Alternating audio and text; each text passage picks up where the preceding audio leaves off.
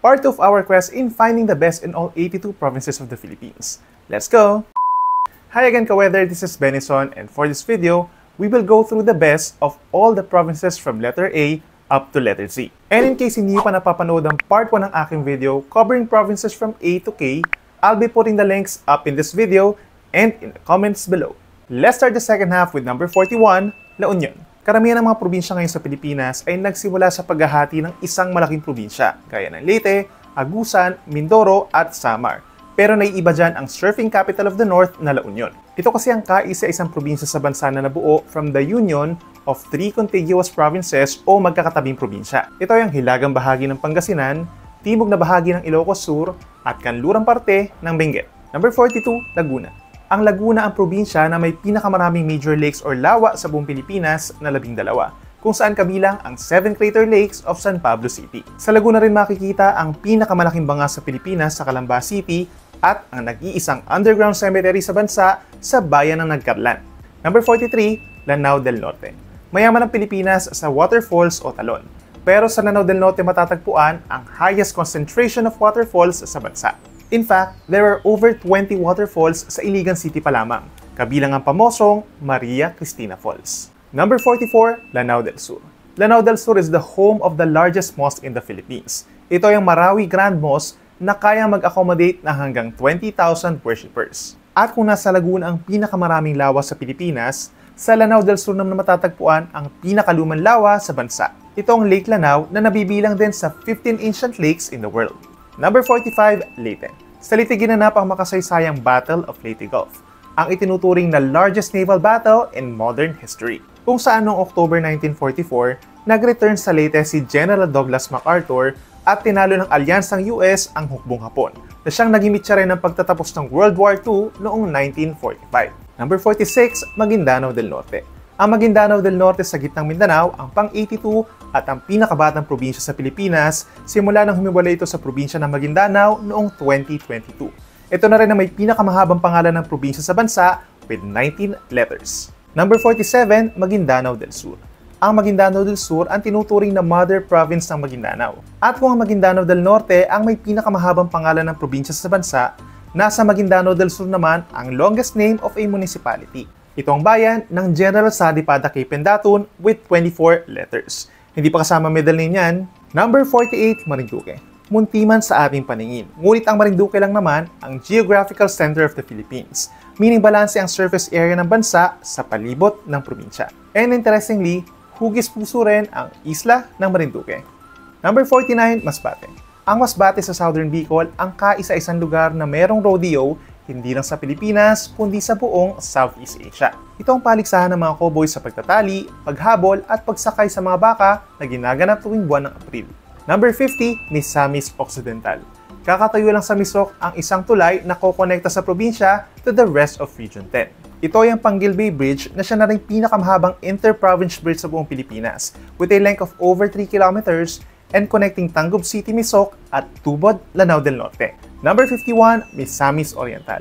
Nasa Misamis Oriental ang isa sa pinakamayamang syudad sa Pilipinas na Cagayan de Oro City. And as of the moment, target matayo ng Misor ang longest and highest zipline in the Philippines, particularly sa bayan ng Talisayan. Let's head back north to our last province in the Cordillera region at number 52, Mountain Province. Natatangi ang pangalan ng Mountain Province dahil una, ito lang ang nag-iisang purely English name of a province in the country after it was established during the American regime in 1908. And second, Mountain Province is the only province with a province in its name. Number 53, Negros Occidental. Kilala ang Negros Island bilang Sugar Bowl of the Philippines. Pero ang Negros Occidental ang maituturing na pinakamalaking producer ng asukal sa bansa. Meron naman 13 syudad sa Negros Occidental kabilang ang Bacolod as of 2024, making it the province with the most cities in the Philippines. Bukod pa dyan, ang Negros Occidental din ang probinsya with the highest percentage of cities as of this writing, kung saan 40% of its former municipalities ay isa ng ganap na syudad.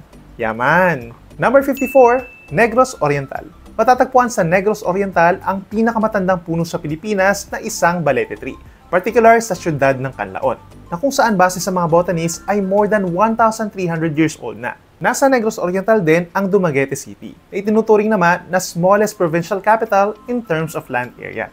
Number 55, Northern Samar. Kilala ang Northern Samar bilang gateway to the Visayas. But what is really impressive about Northern Samar is that dito matatagpuan ang largest network of rock formations in the country. Ito yung 7 rock formations sa bayan ng Biri, na tinatarget din na maging ikalawang UNESCO Global Geopark kasunod ng isla ng Bohol. Number 56, Nueva Ecija. Hindi na lang sa ating kaalaman na ang Nueva Ecija ang largest producer ng palay sa bansa as of 2022. Dahil sa daan-daan libong ektaryang kapatagan na nakakalat sa probinsya. Ang Nueva Ecija rin ang tirahan ng first and only science city in the Philippines as of 2024 na Muñoz, which is also likely the first city in the world na chartered o may science sa pangalan nito. Number 57, Nueva Vizcaya. Among the landlocked provinces o yung mga probinsya na hindi napapalibutan ng dagat, ang Nueva Vizcaya sa Cagayan Valley ang bounded with the most provinces na napapalibutan ng 7 probinsya. Marami ring literal na north-south provinces sa bansa, pero tanging sa Nueva Vizcaya lang may literal north-south na mga bayan. Ito ay ang Dupax del Norte at Dupax del Sur. Number 58, Occidental Mindoro. Literal na marami may pagmamalaki ang mga taga-Occidental Mindoro dahil una, nasa Ocmin ang largest coral reef sa buong Pilipinas. Ito ay ang Apo Reef na siya ring second largest reef in the world next to the Great Barrier Reef. Second, Occidental Mindoro takes up the largest portion of the largest natural park sa buong bansa, ang Mounts Iglid Paco National Park. At kung palakihan lang din ang labanan, nasa Ocmin ang pinakamalaking munisipalidad sa Pilipinas na Bayan ng Sablayan, na surprisingly ay higit pang mas malaki sa buong probinsya ng Laguna. Number 59, Oriental Mindoro. Kilala ang Oriental Mindoro sa pamosong beach destination nito na Puerto Galera. Pero ang hindi alam ng karamihan, ang bayan ng Puerto Galera din ang kauna-unahang UNESCO Biosphere Reserve sa Pilipinas more than 50 years na ang nakalilipas. Ibig sabihin, Puerto Galera has long been considered a protected area for the conservation of plants and animals. Number 60, Palawan. Palawan is undoubtedly the province to beat pagdating sa paramihan ng pinaka. For one, Palawan is the largest and the westernmost province in the Philippines. Ito rin ang pinakamahabang probinsya whether you measure it vertically, horizontally, or diagonally. Hitig din sa likas na yaman ng probinsya dahil ito lang naman ang may pinakamaraming isla, pinakamalaking forest cover, pinakamahabang coastline, at ang may pinakamahabang white sand beach sa bansa sa bayan ng San Vicente na may habang 14.7 kilometers. World-class din na may tuturing ang Palawan dahil dito matatagpuan ang one of the new 7 wonders of nature na Puerto Princesa Subterranean River na siyang pinakamahabang underground river din sa buong Asia. Iba din ang Palawan dahil hawak nito ang pinakamalaking perla sa buong mundo na may bigat na 34 kilos. At panghuli, Palawan is the province with the highest number of classified airports sa bansa na 4. Okay, magbubook na yan ng flights pa Palawan. Number 61, Pampanga. Sa Pampanga makikita ang kauna-unahang concrete pavement sa Pilipinas. Ito ay ang Baluyot Bridge sa San Fernando City na nabuo noong 1896. Kung susukatin naman ng lahat ng expressway sa bansa, ang Pampanga ang mananalo sa pahabaan, occupying the longest portions of North Luzon and Subic-Clark-Tarlac expressways. At kung anong haba ng expressway sa Pampanga ay siya namang ikli ng coastlines nito. Dahil ang probinsya ang may shortest coastline among the coastal provinces with a length of only 15 kilometers. Number 62, Pangasinan. Karamihan ng mga pinakamatataas na structure sa Pilipinas ay matatagpuan sa NCR. Pero hawak ng Pangasinan ang pinakamataas na structure among the 82 provinces. Ito ay ang power station chimney sa bayan ng Sual with a height of 220 meters. At kung pataasan din lang ang usapan, nasa Pangasinan ang pinakamataas na bamboo structure hindi lang sa buong Pilipinas, kundi maging sa buong mundo. Ito yung statue ni Saint Vincent Ferrer sa bayan ng Bayambang with a height of over 50 meters. Let's now proceed to my home province at number 63, Quezon. Kung ang Nueva Vizcaya ang landlocked province na may pinakamaraming neighboring provinces, ang Quezon naman ang coastal province with the highest number of bounded provinces and major bodies of water na siyang attributed sa laki at haba ng probinsya. Ang Quezon din ang nananatiling highest producer of coconut in the country as of 2023 at ang tirahan ng pinakamahabang Spanish bridge sa bansa na Puente de Malagunlong sa aking home city na Tayabas. Number 64, Quirino. Quirino is one of the lesser-known provinces in Northern Luzon with 2 lesser-known facts. Una, ang Quirino may pinakakaunting bayan sa bansa among the landlocked provinces na 6. And second, kung nasa Occidental Mindoro ang largest coastal municipality, nasa Quirino naman ang largest landlocked municipality o pinakamalaking bayan na walang dagat. Ito ay ang bayan na nagtipunan na halos sinlaki naman ng buong Metro Manila. Number 65, Rizal. Despite being one of the most populated provinces, Rizal is the smallest non-island province in the country, na nasa doble ng ang laki sa isla ng Guimaras. Sa probinsya din makikita ang oldest known artwork in the Philippines na Angono petroglyphs, which dates back to 3000 BC, at ang kauna-unahan at nag-iisang international shrine sa bansa as of 2024 na Our Lady of Peace and Good Voyage, na mas kilala rin bilang Antipolo Cathedral. At kung paramihan ng labanan, ang probinsya ng Rizal ang may pinakamaraming kapangalan na bayan sa bansa na 7, kabilang mga bayan ng Rizal sa Cagayan, Laguna at Palawan. Number 66, Romblon. Romblon is the marble capital of the country for a reason, dahil ito lang naman ang nag-iisang probinsya sa Pilipinas na mayroong marble deposits. Ang Romblon din ang nag-iisang probinsya sa bansa na may sariling isla, ang Kapitolyo, meaning separated ang capital nito na Romblon from the rest of its province. Number 67, Samar. Ang probinsya ng Samar sa Eastern Visayas ang tirahan ng largest cave in the Philippines and the second largest cave in Asia. Ito ay ang Langon-Gubingon Cave System na siyang binubuo ng 12 kuweba at may sukat na halos 3,000 ektarya. Magtungo muli tayo down south with our 68th province, Sarangani. So far, we've been talking of geography, history, man-made structures, and the like. Pero naiibang Sarangani pagdating sa pinaka. Base kasi sa mga pag-aaral, ang Sarangani ang most multilingual at most linguistically diverse province in the Philippines. Number 69, Siquijor. Kilalang Siquijor for its crystal blue waters and reputation for witchcraft. Pero may isa pang may pagmamalaki ang maliit na islang ito sa Visayas. Dito kasi matatagpuan ang pinakamalaki at pinakalumang kumbento sa buong Pilipinas at sa buong Asya, ang Lazi Convent. Number 70, Sorsogon. Located na Sorsogon sa dulong bahagi ng Luzon at ng Bicol Region. Kaya naman isa rin ito sa pinakamadalas daanan ng mga bagyo. However, nangunguna pa rin ang probinsya ng Sorsogon sa produksyon ng pili nuts sa buong bansa. 71, South Cotabato. Nasa South Cotabato lang naman sa katimugang Mindanao ang pinakamalaking untapped minefield sa buong Southeast Asia. Ito ay sa bayan ng Tampakan kung saan may estimated na 15 million tons of copper and over 17 million tons of gold deposits. Wow! Number 72, Southern Leyte.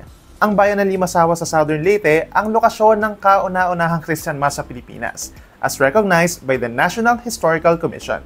Nasa Southern Leyte rin ang pinakamataas na river bridge sa bansa, ang Agas-Agas Bridge sa bayan ng Sogod na may taas na 89 meters. 73, Sultan Kudarat. Ang Sultan Kudarat ang probinsya na may weakest annual wind winds or pinakamahinang nararanasan na hangin sa bansa sa buong taon base sa mga pag-aaral. At isa pang nakakagulat, Sultan Kudarat has the lesser-known distinction of being the top producer of coffee in the Philippines. Let's head to another southern Mindanaoan province at number 74, Sulu. Historically, Sulu became the center of the largest and longest sultan state in the Philippines na Sulu Sultanate, na nagsimula pa noong early 1400s hanggang sa maging probinsya ang Sulu noong 1917 at pa-abolish ng gobyerno ang Sultanate noong 1936. 75, Surigao del Norte. Kilalang Surigao del Norte for its popular destination and surfing capital na Siargao Island. Pero may isa pa itong sikreto sa dagat. Just 75 kilometers east of the province, matatagpuan ang deepest point in the Philippines and the third deepest point in the world.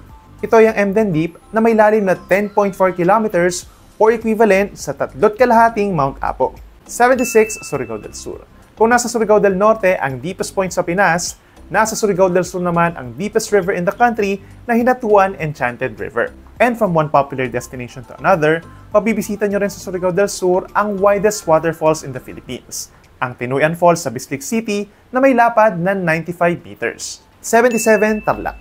Karamihan sa mga lumang private school sa Pilipinas ay itinatag sa Metro Manila noong pampanahon ng Kastila. Pero sa Tarlac sa Central Luzon, matatagpuan ang kauna-unahang public high school sa bansa, ang Tarlac National High School na itinayo noon pang 1902. 78, Tawi-Tawi. Geographically, ang Tawi-Tawi ang may tuturing na pinakatimog na probinsya sa Pilipinas. Ito rin ang probinsya na pinakamalapit sa equator, pinakamalabong daanan ng mga bagyo, at pinakamalapit din sa isang neighboring country. Ito ay ang bansang Malaysia with a distance of only 16 kilometers from its nearest point. Steep with beauty and history rin ng Tawi-Tawi dahil dito matatagpuan ang pinakamahabang sandbar sa Pilipinas na Panampangan Island sa bayan ng Sapa-Sapa at ang pinakalumang mosque sa buong Southeast Asia na Sheikh Karimul Maktoum Mosque sa bayan ng Simunul. And as a bonus, nag-iisa lang din ang Tawi-Tawi sa lahat ng mga probinsya sa Pilipinas dahil meron tong extra character na gitling. 79 Zambales. Nasa probinsya ng Zambales ang sentro ng pagsabog ng Mount Pinatubo, the worst eruption in recent Philippine history na siyang second worst volcanic eruption din on Earth in the 20th century.